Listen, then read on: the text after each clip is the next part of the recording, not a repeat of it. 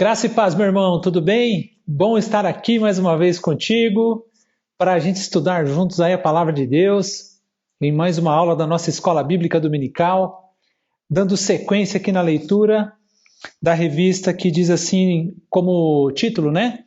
O plano de Deus para Israel em meio à infidelidade da nação, as correções e os ensinamentos divinos no período dos reis de Israel. Muito bem. E aí hoje a gente vai dar sequência aqui estudando a lição 7 da revista. Se você tem a revista aí, você pode acompanhar a lição 7, que vai falar a respeito do profeta Eliseu. E aí o tema, né? O título da lição 7 diz assim, o ministério de Eliseu. Vamos aí ver um pouquinho a respeito desse homem de Deus que tantos ensinamentos deixou na palavra de Deus aqui, tantas coisas maravilhosas para a gente se deleitar e quantos ensinamentos nós temos aqui, né? Então a gente vai estudar um pouquinho e eu quero já, sem demora, convidar você para ler comigo o texto áureo que diz assim, está lá em 2 Reis capítulo 3, versículo 11. E disse Josafá, não há aqui algum profeta do Senhor para que consultemos ao Senhor por ele? Então respondeu um dos servos do rei de Israel e disse, aqui está Eliseu, filho de Safate, que deitava água sobre as mãos de Elias. Muito bem, a nossa verdade prática está escrito assim, olha. Deus usou e ainda usa seus servos para realizar milagres, basta ter fé e confiança no Senhor, que Ele opera maravilhas. Oh, aleluia! Que bênção, que bênção! Agora, a nossa leitura bíblica em classe, a gente vai começar a ler aqui, 2 Reis capítulo 3, a partir do versículo 5, que está escrito assim, acompanhe a leitura comigo, 2 Reis capítulo 3, a partir do versículo 5. Sucedeu, porém, que morrendo Acabe, se revoltou o rei dos Moabitas contra o rei de Israel. Aí no 9 agora. E partiu o rei de Israel, e o rei de Judá, e o rei de Edom, e andaram rodeando com uma marcha de 7 dias, e o exército e o gado que o seguia não tinham água. Então disse o rei de Israel, que o Senhor chamou a esses 3 reis para os entregar nas mãos dos Moabitas. 11. E disse Josafá, não há aqui algum profeta do Senhor para que consultemos ao Senhor por ele? Então respondeu um dos servos do rei de Israel e disse, aqui está Eliseu, filho de Safate, que deitava água sobre as mãos de Elias. Versículo 14 agora.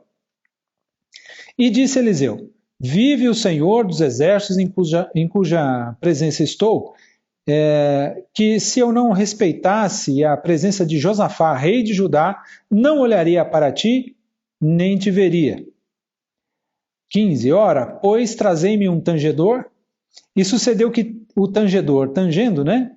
Ou tangendo o tangedor, veio sobre ele a mão do Senhor, e disse assim, assim diz o Senhor, 2 pontos, né? Fazei nesse vale muitas covas, porque assim diz o Senhor, não vereis vento e nem vereis chuva, todavia este vale se encherá de tanta água que beberei vós e o vosso gado e os vossos animais. E ainda isso é pouco aos olhos do Senhor. Também entregará a ele os moabitas nas vossas mãos. Olha que bênção. Aí agora o livro aqui, 2 Reis, capítulo 4, a partir do versículo 1. Vamos lá. E uma mulher das mulheres dos filhos dos profetas clamou a Eliseu, dizendo, meu marido, teu servo morreu, e tu sabes que o teu servo temia o Senhor, e veio o credor a levar-me os meus 2 filhos para serem servos. E Eliseu lhe disse, que hei eu de te fazer? Declara-me o que é que tens em tua casa. E ela disse, tua serva não tem nada em casa, senão uma botija de azeite. Então disse ele, vai, pede para ti vasos emprestados a todos os teus vizinhos, vasos vazios, não poucos. 4. Então entra e fecha a porta sobre ti e sobre teus filhos, e deita o azeite em todos aqueles vasos, e põe à parte o que estiver cheio. E partiu, partiu, de novo, tá? Versículo 5. Partiu, pois, dele fechou a porta sobre si e sobre seus filhos, e eles lhe traziam os vasos, e ela os enchia. E sucedeu que cheios que foram os vasos, disse a seu filho, traze-me ainda um vaso, porém ele lhe disse, não há mais vaso nenhum. Então o azeite parou. Então veio ela e o fez saber ao homem de Deus. E disse ele, vai, vende o azeite e paga a tua dívida, e tu e teus filhos vivei do resto. Agora o versículo 38, né? E voltando Eliseu a Gilgal, havia fome naquela terra, e os filhos dos profetas estavam assentados na sua presença. E disse ao seu moço, põe a panela grande ao lume, e faze um caldo de ervas para os filhos dos profetas. Então, um saiu ao campo a apanhar ervas, e achou uma parra brava, e colheu dela a sua capa cheia de coloquíntidas, e veio e as cortou na panela de caldo, porque as não conheciam. Assim tiraram de comer para os homens, e sucedeu que, comendo eles daquele caldo, clamaram e disseram, homem de Deus, há morte na panela. Não puderam comer. No 41, porém ele disse, trazei, pois, farinha, e deitou-a na panela, e disse, tirai de comer para o povo. E então nada havia de mal, ou não havia mal nenhum na panela. Então, glória a Deus, né? Por esses 3 pontos, 3 passagens aqui de Eliseu, que tem muito a nos ensinar, a nos ensinar aqui, glória a Deus por isso, e eu quero já te convidar aí, né, nesse primeiro subtópico, se você está com a revista, você vai acompanhar comigo ali o primeiro subtópico, mas se você não estiver, pode deixar que eu vou ler para você aqui os principais pontos aqui para a gente meditar e aprender um pouco mais aqui da vida do profeta Eliseu. Muito bem. Então nós vimos aqui esse a primeira parte do texto que nós vimos aqui, e ele fala a respeito de 3 reis, né? Então, para a gente recapitular um pouquinho o que estava acontecendo aí, qual o aspecto histórico ali, né, para a gente se situar, você se lembra que no período da história, Israel foi dividido em 2 partes, não é? Houve uma divisão ali de Israel, o reino do norte chamado Israel, o reino do sul chamado Judá. Durante esse período aí da divisão do reino, também houve tanto reis no norte, ou Israel, como houve reis também na parte de baixo, né, ao sul, que era chamada Judá, não é? Então, passaram vários reis por lá, reis bons e reis maus.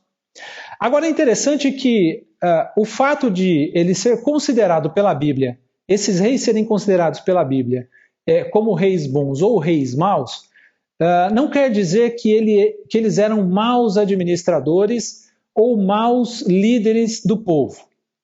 Mas quando a Bíblia diz que eram bons ou maus, referem-se ao relacionamento que eles tinham para com Deus. Era isso que determinava na Bíblia o fato deles serem caracterizados, não é, como reis bons ou reis maus. E aí já fica uma primeira lição para a gente refletir a respeito, não é?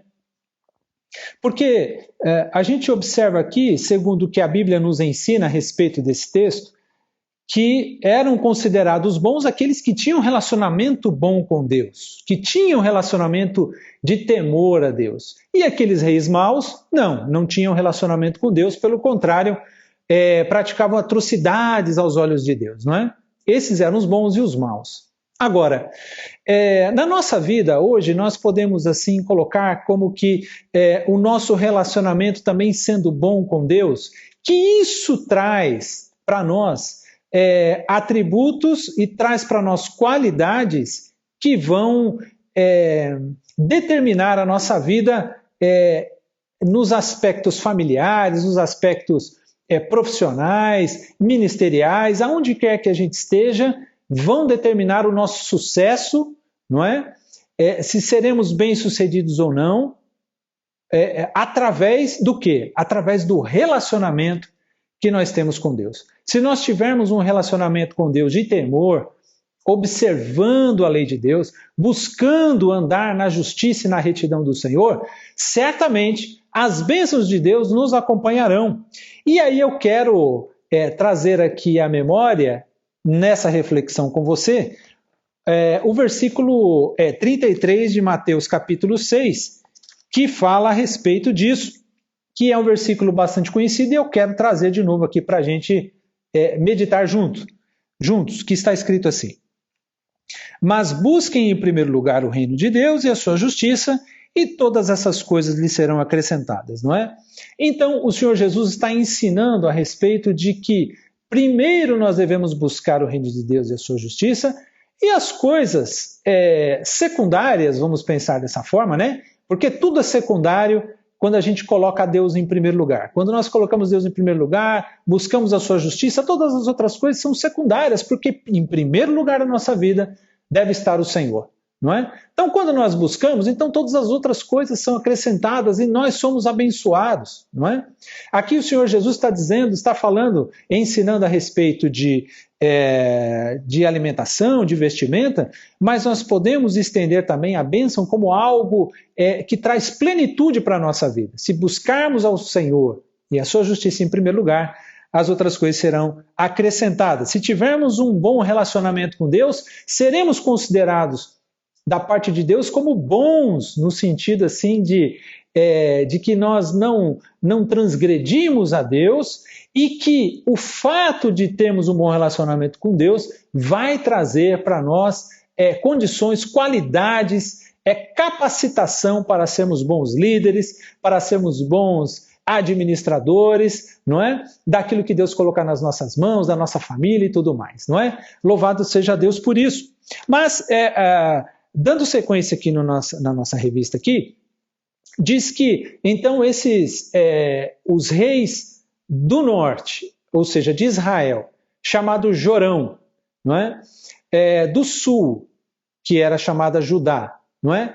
Que era Josafá o rei, e mais o rei de Edom, que era ali servo de Judá. Então, esses três reis de Judá, de Israel e de Edom saíram à batalha contra o rei dos Moabitas. Né? O nome dele era Mesa, o rei Mesa dos Moabitas, que havia se revoltado ali contra Israel. E aí, então, o rei de Israel chamou ali, né, convidou Judá, convidou ali o rei de Judá para ir a essa batalha. E eles foram nessa batalha, durante 7 dias eles estiveram ali pelo caminho do deserto de Edom, para se encontrar ali com os moabitas ali, né, para que houvesse essa guerra ou essa reconquista de Moabe, não é? Vamos dizer assim, dos moabitas. E aí eles estavam durante esse período e chegou um momento que eles estavam precisando de água, que eles estavam no deserto. E eles estavam sem água nesse momento. Aí então acontece algo muito interessante no versículo 11. O rei de Israel, ele começa a reclamar e ele diz assim, olha, o Senhor chamou esses 3 reis para os entregar nas mãos de Moabe. Mas aí entra o homem de Deus ali, Josafá, que temia Deus. Josafá, que era o rei de Judá, temia Deus, e o rei de Israel, não é? O Jorão, ele não. Então o Jorão começou a reclamar, e o rei de Israel, ou o rei de Judá, melhor dizendo, que temia Deus, ele então tem uma outra postura, não é? Enquanto um reclamou, o outro teve uma outra postura. Que postura foi essa? Está aqui no versículo 11.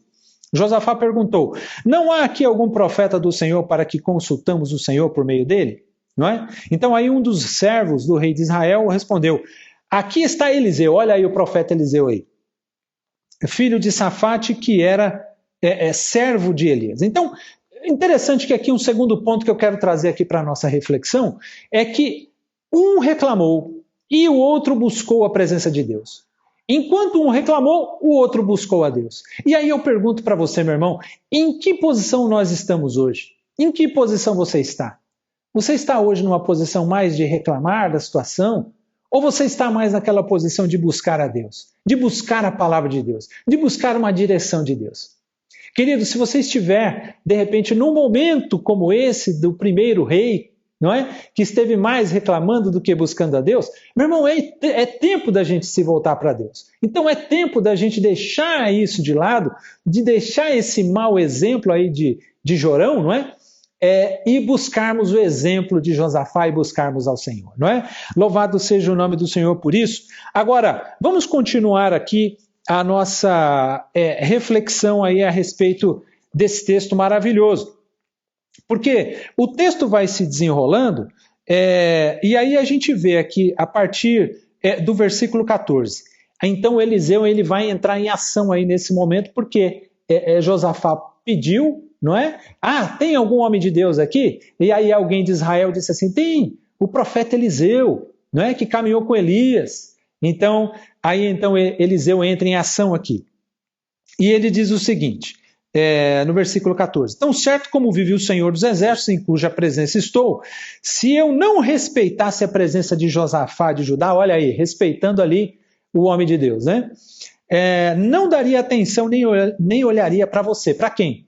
Para o Jorão, aquele rei que não queria saber de Deus. Né? Então, no versículo 15, ele pede para trazer um músico, e aí o músico, enquanto ele tocava, o poder de Deus veio sobre ele, e aí então ele diz o seguinte da parte de Deus, façam nesse vale covas e mais covas, não é? E aí ele diz o seguinte, vocês não vão sentir vento nem chuva, mas esse vale se encherá de água, e vocês beberão bem como seu gado, seus animais, não é? Então veja que eles foram buscar água, não é? Ou melhor, eles estavam sedentos pela água, porque estavam 7 dias ali no deserto, queriam água. O homem de Deus apareceu, por quê? Porque Josafá, que era o rei justo diante de Deus, ali pediu a presença dele, ele esteve lá, deu essa orientação, não é? E aí então, Deus supriu através do profeta Elias. E veio água para aquelas pessoas ali, não é? Veio água para os homens, para os animais. E aí um ponto interessante, que ainda no versículo 18 diz o seguinte, mas ainda é pouco aos olhos de Deus. Porque diz assim que ele também entregará Moabe nas vossas mãos. Então que interessante, eles estavam ali querendo água, mas ali Deus entrou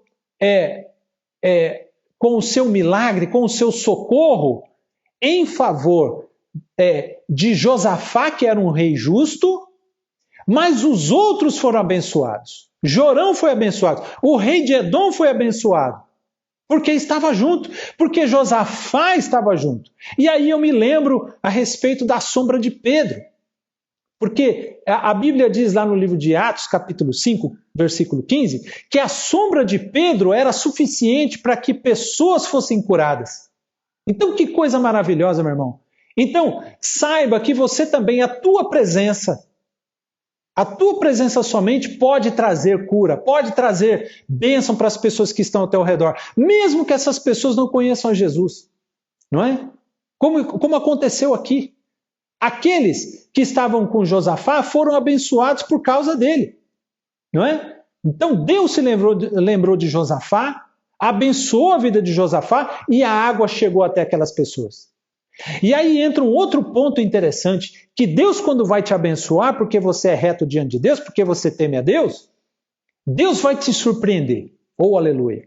Vai além, não é? Deus vai muito além daquilo que nós pedimos e nós pensamos. Né? Então, se nós estamos precisando de água, Deus vai suprir água em abundância e ainda vai entregar os inimigos nas nossas mãos. Oh, louvado seja o nome do Senhor. Não é? Porque Deus entregou nas mãos ali daqueles reis o rei Mesa, ou seja, o rei dos Moabitas. Então, louvado seja o nome do Senhor. Olha que coisa linda, maravilhosa para aqueles que temem ao Senhor, para aqueles que buscam a justiça de Deus. Oh, glória a Deus. Bendito seja o nome do Senhor. Agora, eu quero que você me acompanhe também. Na segunda parte ali, no segundo texto, a gente vai ver ali que Eliseu aumenta o azeite da viúva. Opa, então vamos entender aí um pouco mais a respeito desse texto aí, porque o que aconteceu foi o seguinte, que aquela viúva era viúva de um homem que participava daquela escola de profetas, participava juntamente com Eliseu. Só que ele morreu. E aí a viúva, e nós sabemos que a viúva naqueles tempos antigos, era muito difícil a vida de uma viúva porque o sustento vinha do marido, não é? Era o marido quem trabalhava, não é? Então, quando não tinha o marido, não tinha fonte de sustento para a família. Então ela estava nessa situação. E ela foi falar com o homem de Deus ali. Então, isso daí já nos mostra, aí eu já quero mostrar para você, completando essa ideia, que está ali em 2 Reis capítulo 4, versículo 1 está escrito assim, olha, certa mulher, viúva de um dos discípulos dos profetas, clamou a Eliseu dizendo, o meu marido, seu servo, está morto, e o Senhor sabe que esse seu servo temia o Senhor Deus, não é? Mas veio o credor para levar os meus 2 filhos como escravos. Então, olha a situação dessa mulher aí. Ela estava sem marido, sem renda, não é? Cheia de dívida, e ainda o credor foi lá para levar os 2 filhos dela como escravo para pagar a dívida. Esse é o quadro que ela leva até o homem de Deus, o Eliseu, não é? O profeta Eliseu, não é?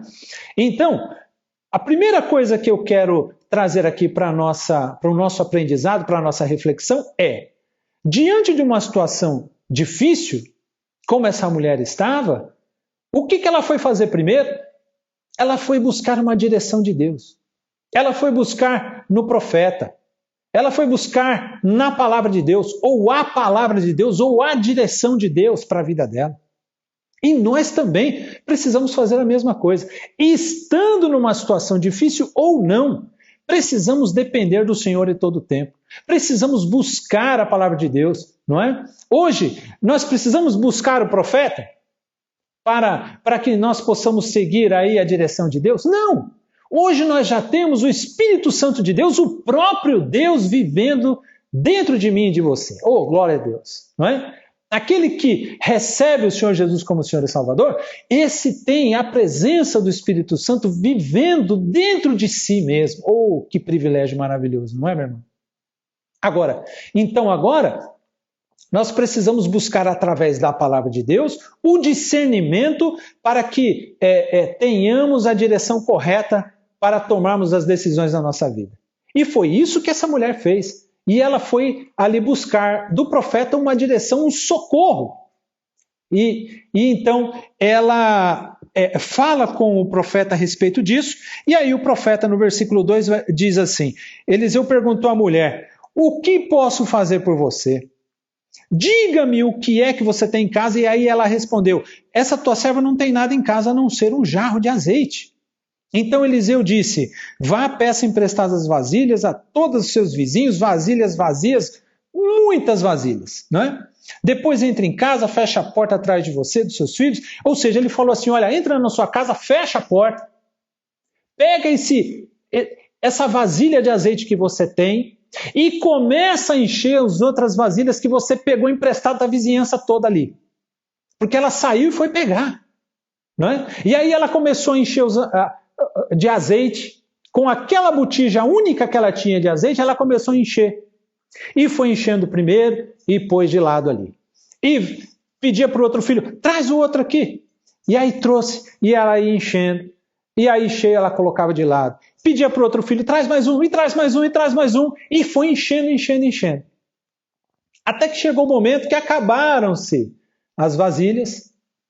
E encheu a última ali, ela pediu para o filho, falou assim, traz mais uma. E o filho falou, acabou, não tem mais vasilha, todas elas já estão cheias. E aí então o azeite, ele parou por ali.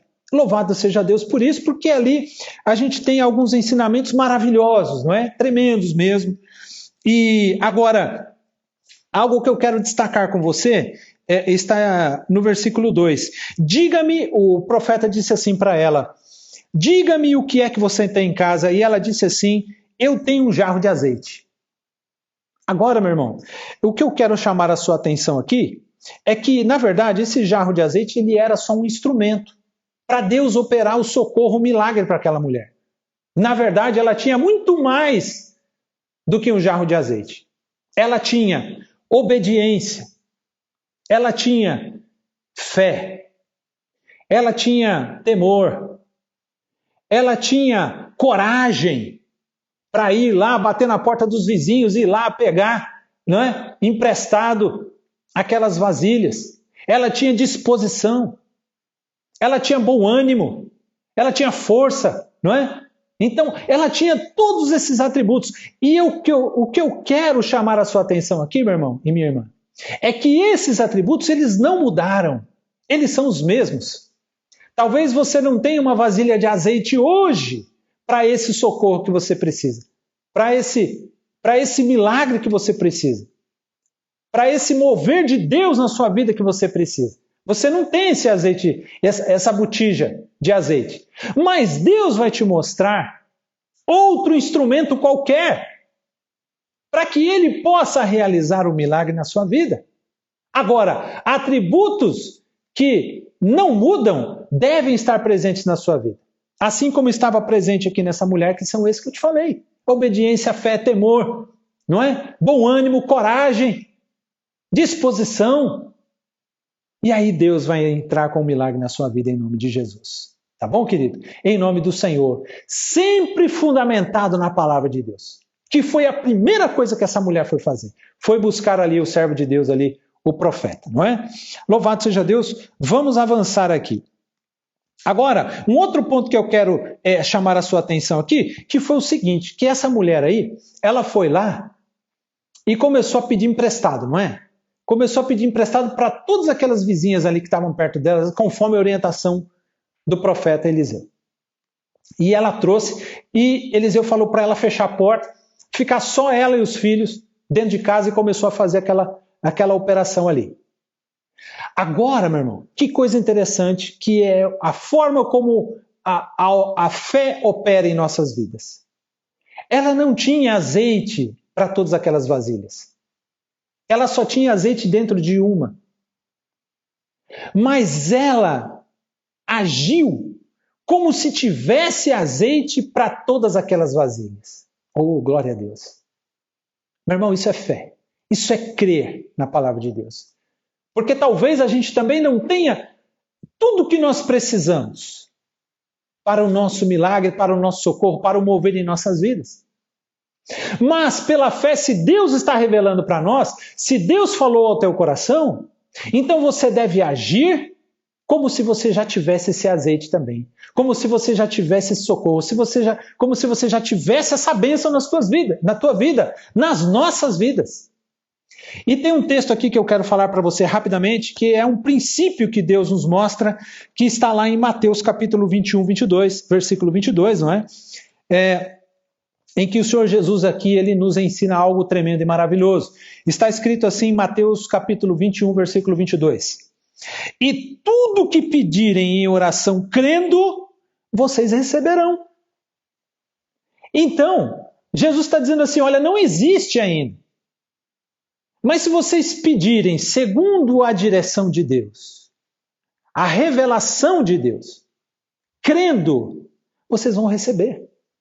Então você já pode experimentar, vamos colocar assim, o sabor da vitória. Porque Deus revelou teu coração, porque você está colocando a fé em prática, está crendo, orando ao Senhor na direção de Deus, e certamente Deus vai entregar nas suas mãos. Louvado seja o nome do Senhor, não é? Glória a Deus por isso. Essa mulher agiu dessa forma, essa viúva agiu dessa forma. Muito bem, agora o último ponto aqui que eu quero ver com você rapidamente, que fala a respeito da morte na panela, que eu quero resumir aqui, que estavam ali reunidos ali os discípulos ali, né, os alunos dos profetas ali, e Eliseu então ele pede para alguém preparar ali um alimento para eles. E aí alguém vai até o campo para colher ali alguma vegetação, e essa pessoa, entendo eu aqui, e a palavra nos leva a entender dessa forma, que ele não conhecia. Então aí ele traz alguma vegetação para fazer, ele faz aquele preparado, o pessoal começa a comer e alguém fala, morte na panela, tinha alguma coisa errada ali, que ia trazer ali prejuízos ali para as pessoas, né? E aí então Eliseu, ele vai até lá e traz e derrama farinha naquele ensopado ali, naquele alimento, e aí ele pode falar, e aí ele diz o seguinte, olha, está tudo agora purificado, né? Em outras palavras, podem se alimentar. E aí eles se alimentam. Louvado seja o nome do Senhor por essa farinha abençoada aí, né? Por essa farinha da vida. E é essa farinha da vida que eu quero chamar a sua atenção.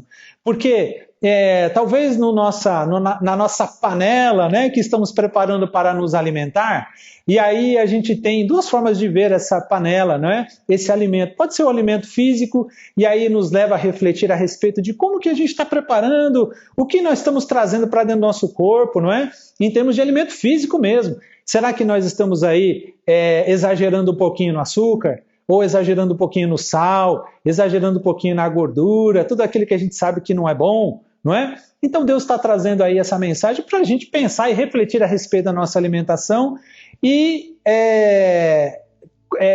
trabalhar melhor a nossa alimentação para que a gente possa ingerir vida e não ingerir morte, não é? Agora existe também a questão espiritual daquela panela que nós estamos preparando para nos alimentar. Agora, será que esse alimento que nós temos aqui à nossa disposição, que nós estamos preparando, né, deixando um pouquinho a parte natural, não é, da alimentação, o que nós precisamos também é observar o que nós estamos trazendo para dentro do nosso organismo? Será que, olhando pelo lado espiritual, aquela panela de alimento que a gente está preparando, não é? Que vamos ingerir, o que será que nós estamos trazendo para essa panela, não é? Será que são coisas que vão nos trazer vida ou será que são coisas que vão nos trazer morte? Se é algo que está trazendo morte, não é? Para a nossa vida espiritual, não é? Se é algo que nós estamos trazendo para o nosso alimento espiritual, aquilo que os nossos olhos veem, não é? Aquilo que os nossos ouvidos ouvem e que não são saudáveis espiritualmente para a nossa vida, não é? E isso é um preparado, não é? De morte para nós, morte espiritual. Então nós precisamos derramar dessa farinha da vida dentro dessa panela para que isso seja purificado. E essa farinha aponta para a palavra de Deus. Porque no momento em que eu deixo de ouvir e de ler, não de ter contato com essas coisas que trazem morte espiritual para nós, para mim, não é? Eu deixo isso de lado e no lugar disso eu coloco essa farinha da vida, essa farinha que aponta para a palavra de Deus. Quando eu passo a me alimentar dessa palavra de Deus, quando trago isso para dentro de mim, então essa farinha que aponta para a palavra de Deus é a farinha da vida. E é essa farinha que nós precisamos buscar, é essa farinha que nós precisamos aí ansiar e buscá-la incessantemente, né? Louvado seja Deus, é isso que vai trazer vida para nós, em nome de Jesus Cristo. Glória a Deus. Eu quero orar por você agora e orar também pelos dizimistas, por aqueles que trouxeram os dízimos e as ofertas e por todos aqueles que estão aqui reunidos conosco, ouvindo essa mensagem, e eu espero em Deus que você tenha sido abençoado. Se você tem no coração de trazer os dízimos e as ofertas ao longo desses dias, então já está sendo projetado aí o número da conta da igreja para que você possa fazer a tua oferta, entregar o teu dízimo. E certamente você será abençoado por Deus. Amém? Então eu quero convidar você agora a fechar os olhos para a gente orar em nome de Jesus. Pai, em nome do Senhor Jesus Cristo, eu quero agradecer ao Senhor pelas revelações que o Senhor trouxe para nós, para o nosso crescimento, para a nossa edificação, para a nossa exortação. Senhor, em nome de Jesus, que todos aqueles que nos ouvem meu Deus, em nome de Jesus, em qualquer parte do planeta Terra, ao ouvir essas palavras, que eles sejam abençoados e fortalecidos na força do Teu poder e na Tua palavra revelada aos nossos corações.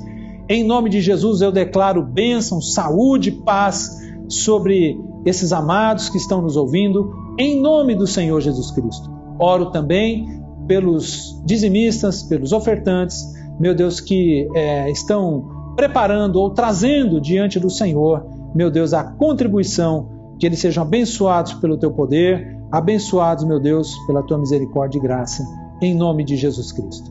Obrigado, meu Senhor, graças a Deus. Amém e amém. Meu irmão, seja abençoado em nome de Jesus e shalom na sua vida para a glória do Senhor. Amém? Até a próxima aula, até o próximo culto.